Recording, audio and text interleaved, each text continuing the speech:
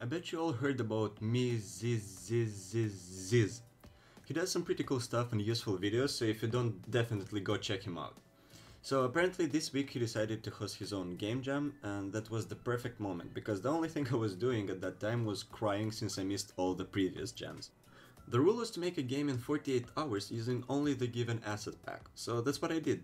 But before we start, I'd like to ask you to support this video by hitting that like and subscribe button. Thanks, and let's start. The very first thing I did was try to figure out what the hell to do with those assets, since I've never made a proper game with tiles before. Then I saw the campfire and it struck me, so I started drawing the arena. I didn't have the whole plan yet, but I knew that I want to have a campfire that the player has to protect.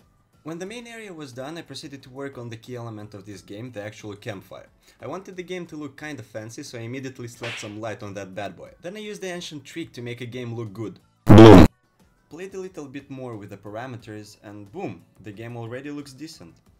Next, using code, I gave it some life by adding flickering and making it dimmer when it runs out of fuel. Lovely. Added 4 torches, which later will serve as enemy spawners, because why not? And used the same principles on them. After that, I added a player character, a few classes, as well as some UI that shows your stats and changes whenever you change between classes. Then I added a sword, animated it, and there you go, our player can now fight. Oh yeah, I've also made a menu where you can continue, restart, or leave the game. Use the same mechanics as for the player character, and now I have NPCs that are willing to kill me. Besides that, I finished the mage class, which throws playing cards. Next, I made a ghost prefab that will spawn whenever an enemy is killed. You can either collect them and morph into that creature, or burn them to heal the campfire. Also made the ranged enemies run away from you, cause I wanted to feel strong and powerful, at least in the game.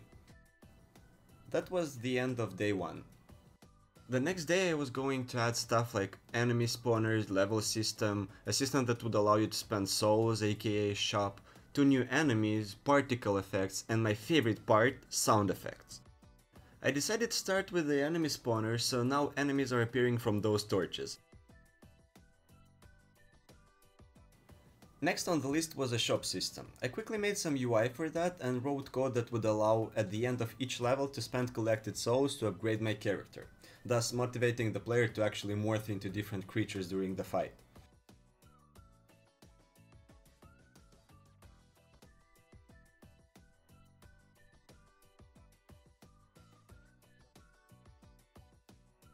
The player will have an option of 4 upgrades. Upgrade the campfire's health, upgrade damage, upgrade attack speed, and upgrade move speed. I decided to give them all a price of 10 souls per upgrade.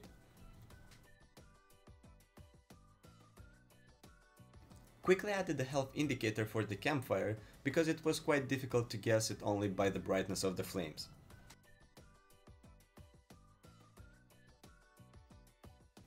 Hooray! We can now use the collected souls to become strong! Now it was time to make the game look pretty, so I started making particle effects. That's actually my second attempt to make particles for the fire. First time I would get some weird GUI error even though I wasn't using any GUI methods, and the only way to fix it was to start it over. I don't know why, but since it worked I wasn't asking questions. And again I used the same particles for the torches. I added a tutorial screen so the player would actually have an idea of what the frick is going on, and some small text that would remind the player of the controls during the game.